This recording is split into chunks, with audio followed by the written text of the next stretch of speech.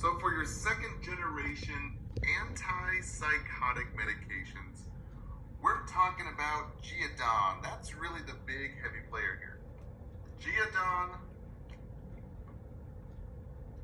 you're going to be probably given the most often.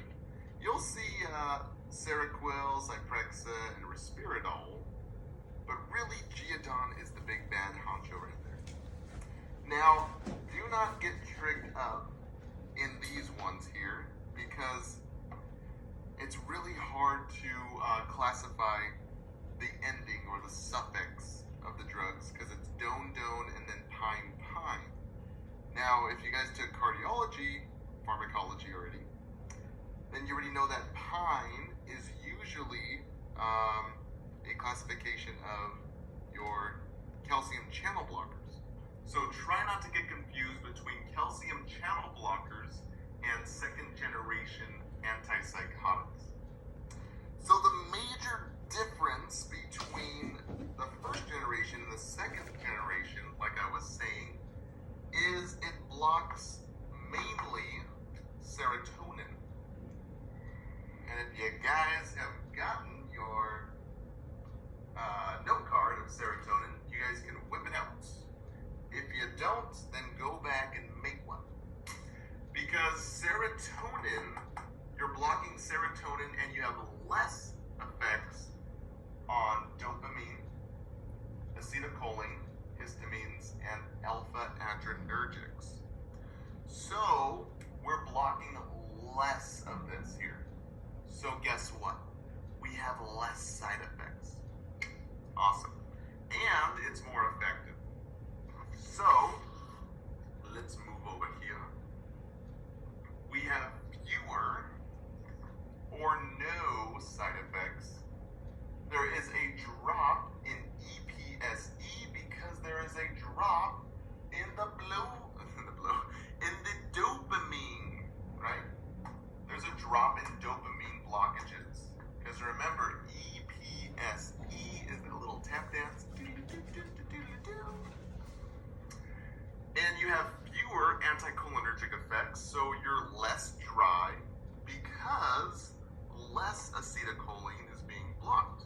So your patients are less dry, less constipation, less dry mouth. They can see better, less tachycardia, less possible risk for a CVA. Everything looks better. Cool? Because why? We're blocking mostly serotonin. We're blocking less of the dopamine, acetylcholine, histamines, and alpha adrenergics.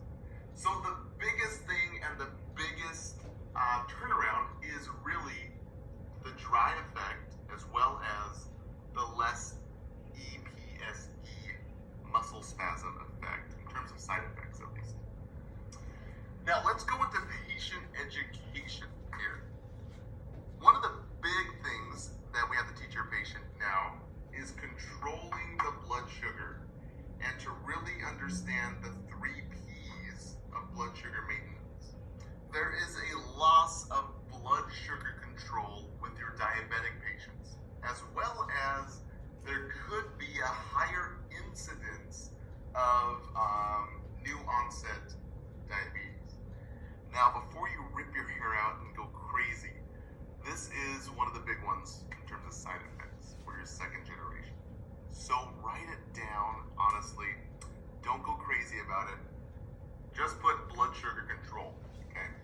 So early signs and symptoms of high blood sugar is your patient is peeing a lot, polyuria. Your patient wants to drink a lot. I just put Pepsi there to help you remember. But polydipsia and also plates, polyphagia. Now with this increase, you're also might have increased weight gain, as well as checking vital signs. So risk for hypertension, increased blood pressure, and increased heart rate. Now this is because we have, yes, less anticholinergics, but we still have anticholinergics, okay? Now some of the other stuff that we usually tell all our patients is orthostatic hypotension changes. Make sure to be very nice and easy when you're standing up. But now something very specific. You cannot give these medications to dementia patients, as well as levodopa medication for your Parkinson's patients will block the effects. So you're going to have pretty much a standstill, a neutral effect. So the biggest thing to understand for your antipsychotics is that you have a first generation and a second generation.